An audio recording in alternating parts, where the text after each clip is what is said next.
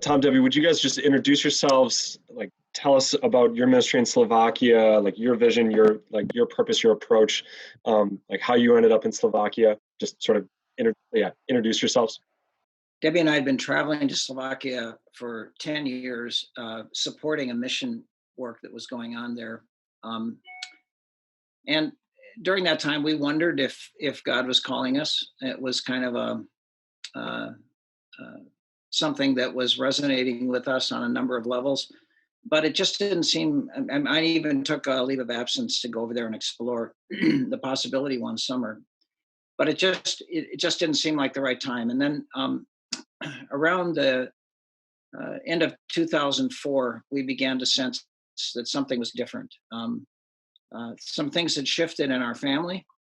Kids had gotten married, and things had happened in that way. But we began to sense God was calling us to go, and it didn't make sense in a lot of ways.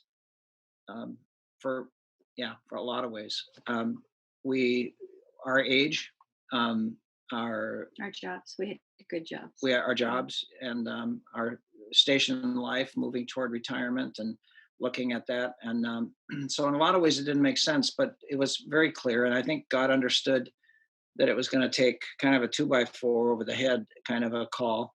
And not all calls are like that, but in this case it was. And he made it very clear that we should move there. And we did. We worked with our church. For the first year, we started an English language chapel, international chapel, that the church was asking us to come and lead. The Slovak church. Slovak church. And in partnership with our church. And then after a year, all of the leaders, some of who had come from our church in Minnesota, who had planned to stay there for additional time, did not. They all had a variety of reasons that they left and went home. So we were left wondering if that's what we're supposed to do. And of course, we had been involved with Good Sports before, and we knew that it was kind of on life support. God just made it clear that we're supposed to step in and take on the responsibility of getting the ministry back up and going. And he just threw open a bunch of doors that, again, confirmed what we were sensing. And so that's what we did. And that began in 2006. And we lived there for 12 years. And in 2017, actually, we began to come back. Our church here asked us to come back as part-time mission pastor. And so we still have a place over in Slovakia, and we travel back and forth. We have staff there that are running the program on a day-to-day basis. That all evolved about the same time we received an invitation to come back to the States. And so now, much like you guys, a lot of the work we do in raising support and awareness for the ministry happens stateside, so that our staff can have what they need to run the program in Slovakia. So we're about a third of the time there, 2/3 of the time here. And that's where we're at to this day. It's been a great experience. Can you tell us a little bit more about like your like the ministry itself? Like, what did you do? What was the vision for it? As a kid growing up, I had the advantage of being living in a community that had a community center, youth programs that you could just go and sign up for, and you'd get put on a team, and it wouldn't cost you anything, and they would organize umpires and coaches, and you'd be able to play. And what I noticed in Slovakia was that was not available for kids there. They don't have a very robust social program for a lot of young and old and disabled, and the social programs are struggling to get going. So a lot of nonprofits have risen up to address some of the needs that the government isn't able to or doesn't want to address. And what we saw happening with the kids was a lot of the kids, the majority of the kids, were being kind of left out in the cold as far as having any kind of productive activities for their summer season, as well as after school.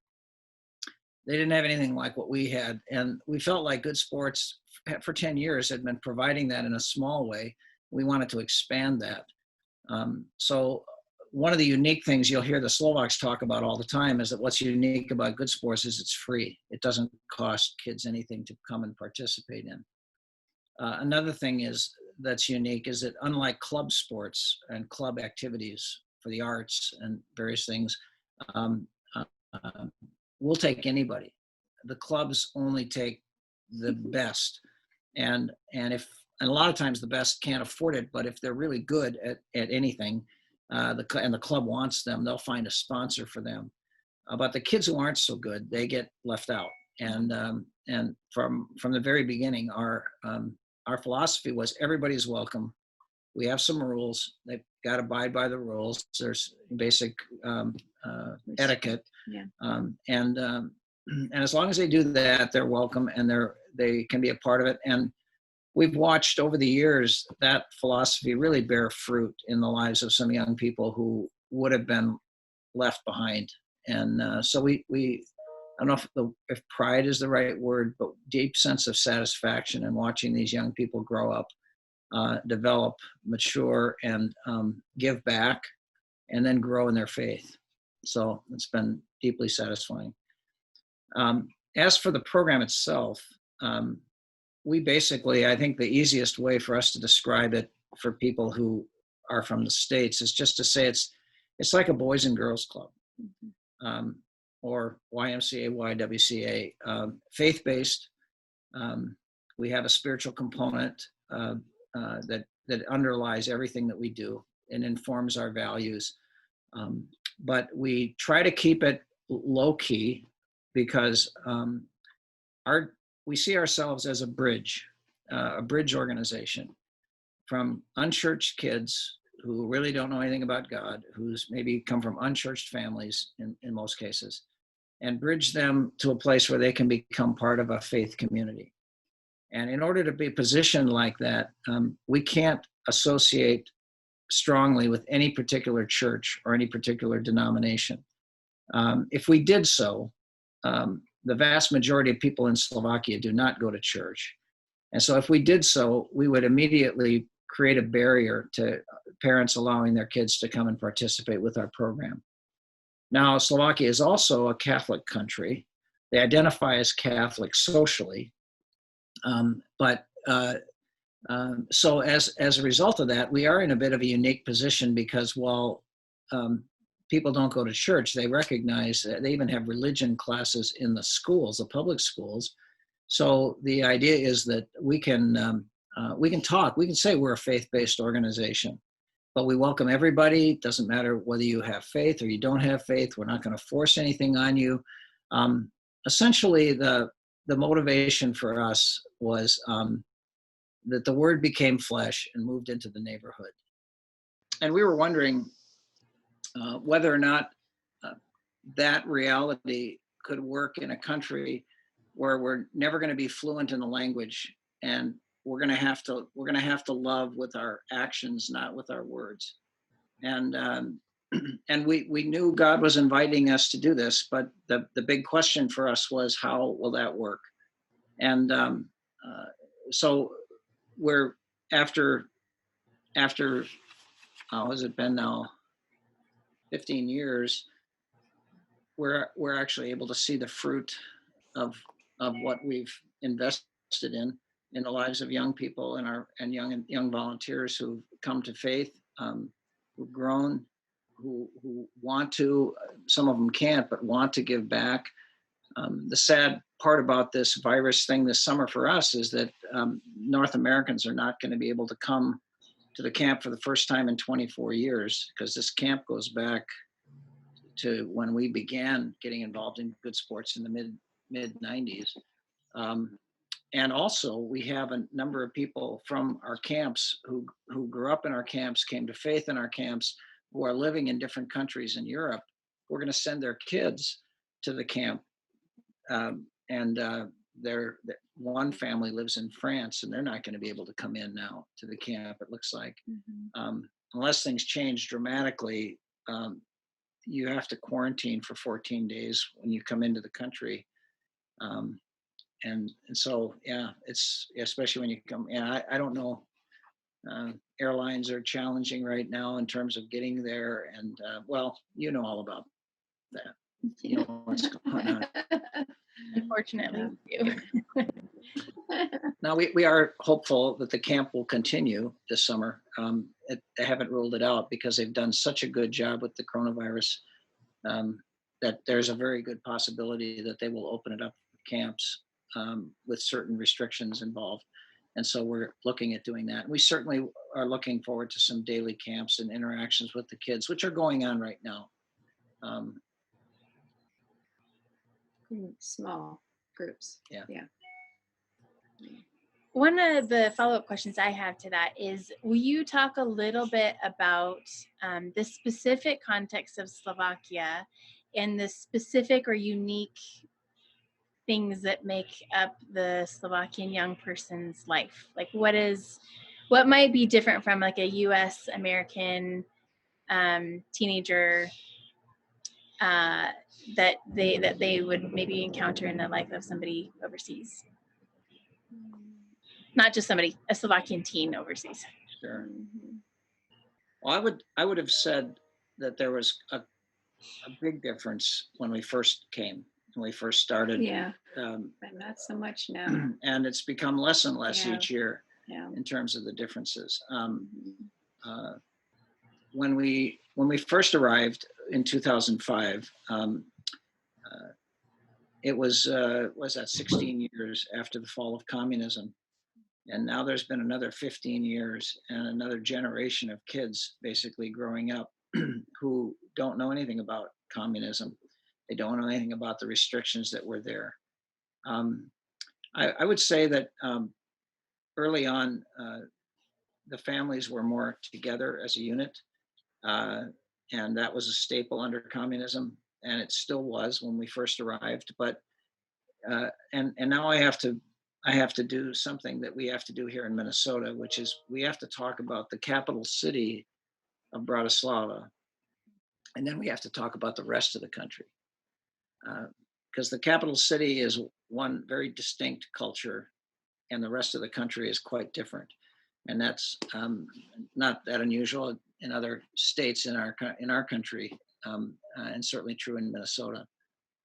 But because Bratislava is situated so close to the western border with Austria, and the Western influence is so strong, we're less than an hour from Vienna, Austria. The Bratislava has become the hub of Western influence. Multinational corporations come in. They're people who come to manage their programs in Slovakia live in Bratislava. They want the nice things that they're used to back in the West. And so Bratislava has done everything they can to look and act as Western as possible. And it's been quite successful. As a result of that, cost of living has gone up. It's the highest differential between the median income and the cost of housing of any city in Europe. So the cost of living is quite extreme, and yet there are plenty of jobs, and they're better paying jobs, and so they attract people. As a result of that, and the Western influence and materialism, wanting to get ahead, not everybody having driving the same car or having the same kind of flat or the same level of income, pressure has been put on people to adapt to a new world, a new form of making a living. Some have done well, and many have not. And the pressure of that has caused the disintegration of the family.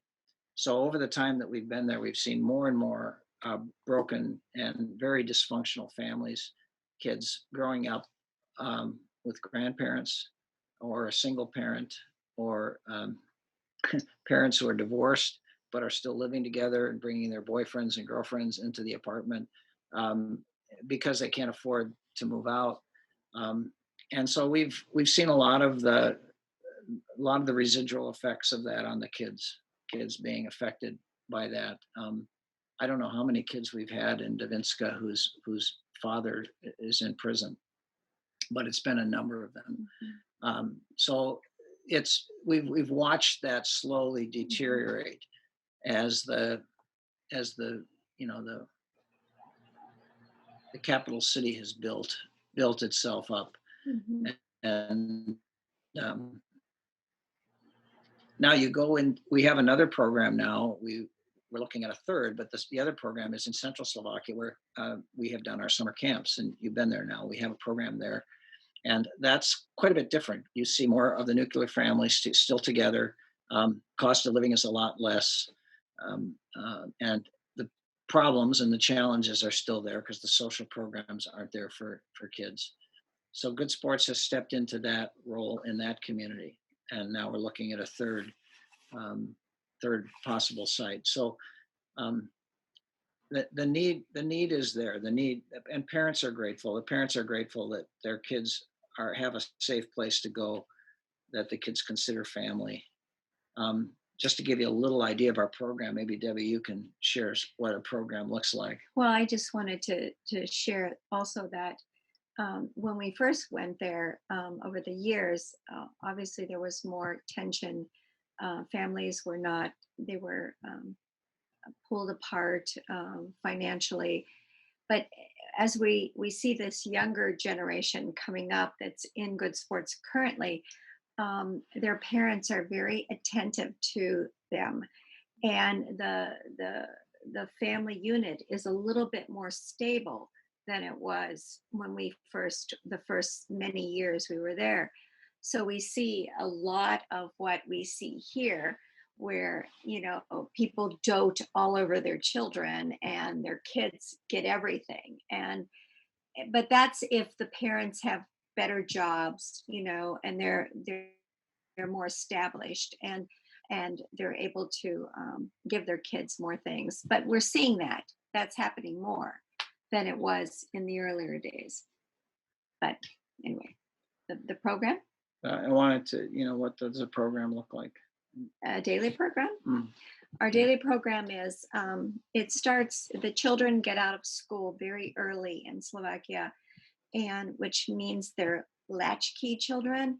And so when I say early, I say as early as 12:30 in the afternoon up to 1:30 to 2. And so our club is located in the school, which is a middle school kind of atmosphere, and we're right across from a gym. And so the kids come and they are offered a variety of activities, but also help with their homework, just to be there and talk to them or support them, and then go into the activities. We have several official after-school programs, which we get a small stipend from the state to produce. So we have English, Little League, T-ball, what else? Floorball, fitness. So these are, the kids can sign up for those at the beginning of the school year, and then our staff will coordinate that throughout the school year. And then that spills over into our regular program, where we have parties, tournaments, and ongoing fun things for the kids to do. And we've become and English is a big deal, because parents want their kids to learn English for many, many reasons. And that has been a real wonderful component to what we do at, because a lot of the kids their parents can't afford to get them private lessons. And so Good Sports is able to provide that for them, which has been a real gift to them and for us too in Good Sports. So yeah, that's our program. Yeah, we do service projects. Oh yeah, go to nursing homes. Kids have learned that it's not just about receiving, but you want to give back, and that in giving back you receive.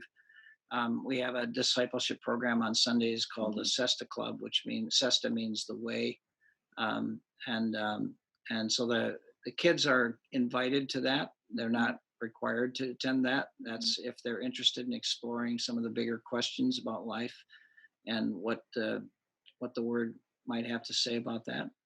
So can I ask, or Matt, do you have one final question? I was just going to ask how a group of American teenagers fits into your vision there, and what partnering with Royal Servants has been like for you guys. Well, it's hard to even put into words what Royal Servants has meant to us. So we just feel really blessed. When Jeff came to us many, many years ago and asked about joining with our program, and from that point on, we were just completely overwhelmed and impressed with the quality of these kids and the leaders. We've benefited from you guys. Yeah. Thank you. And part of it is we'd hosted quite a few different teams that have come over, and what set Royal Servants apart was that you were there not as tourists. You were not there for yourselves. You were there to give away. And even though you have kids that are fairly young, some of them 15, 16 years old, I would say the vast majority of them are mature beyond their years, and they're exhibiting the love that Jesus has for us as his beloved, as his kids. And you set the example for our kids. A lot of our service projects and the motivation for that came out of watching you operate, and realizing that this is a different kind of people coming from the United States who aren't caught up in the trappings of a tourist or wanting something for themselves. It's not about what you want. It's more about what we want, how you can serve us. And so that from cleaning floors and painting walls and fences and hauling the big heavy workbenches out of the room that ultimately became our club room, you were there to help with that. And you guys were amazing when the opportunity came. So and then I think the other piece that I've been impressed with is your leaders, because your leaders have exhibited that as well. Absolutely. Your leaders haven't come in and said, this is our program, like it or lump it. This is what we do. You've come in and said, how can we work with you to enhance your program and operate in a manner that's consistent with your values and your philosophy and your vision for ministry? That's a huge gift. And I know you do this around the world, so we're probably saying something that others will say. But it really has been wonderful. And we've been delighted to have long-term friends who become supporters of our work financially, in prayer. Interns from Royal Servants. We've had some. So it's been wonderful. Yeah. People come back, and I know you probably know Michaela Bain, and she came with Hannah Reuter. And Hannah and Michaela came as Royal Servants, and then they both came back and served for the summer as interns. And last summer, Michaela came back to the camp with her entire family. Her whole family. all of her, her mom and her dad and her sisters. And to that end, and this is always a little tricky when you have two ministries that are working together. I would have to say it's been extremely successful, but one of the reasons it's been is because you've had that attitude of serving. And Louis Inks, when he came, every year that he would come, he would take me aside and he said, now you recruit them, get interns, you get in there, you talk to them, you recruit them, you sell them. And then if I didn't do it good enough, he'd say, you didn't do a very good job, you need to do more, And so I never felt the thing that you can feel with other ministries, which is territorial, protecting your assets. And I never felt that with you. And it's a tribute to your view of the kingdom. You see the kingdom, you have a kingdom vision. It's not just about building up your own little corner of the kingdom. It's about having a broad view. It's about having a view that giving is the way to be. Generosity is a good thing. You can't outgive God. And as you give away, you are blessed. And it's been an example to us. We've borrowed from some of your ideas. Oh my goodness, We've a got lot. we've got the raise your hand to get everybody quiet. and We got everybody- lots of stuff from you guys. We got a lot We of learned a lot from you guys. so May so, all those thank you. that you Thank generously said about us be true. I would hope. you. Maybe one Right. last thing, if there's like one or two ways that we can be praying in light of the COVID changes or potential changes, any different ways that we can be holding Good Sports up. I would say that be in prayer for us as we struggle with the reality of the virus and the effect it's going to have on our ministry and the opportunities that seem to be coming our way to expand. And so in the midst of the reality of what ministry is going to look like going forward, God is opening up new doors. And so pray for wisdom and that we'll be wise in how to navigate that. We want to reach as many kids as possible. We also want to do a very good job of reaching them with the best that we can put forward. And so for us, that's important. As far as whether we get to travel there or not, God knows, and that will work itself out, and it's right in the right time. But our bigger concern right now is just how to navigate the ministry forward. We want to be a testimony to the reality of Jesus Christ, and we want to do it well. Okay. Well, thank you for that. And thank you for your time and your partnership and your friendships. And Thank you. yeah, you guys Thank you, are Stephenie. Thanks, you guys. Thank you, Seeing man. Thank you so much. And just a shout out to all of the Royal Servants, leaders, volunteers, and kids that are thinking about coming. You're with a great organization. Yeah.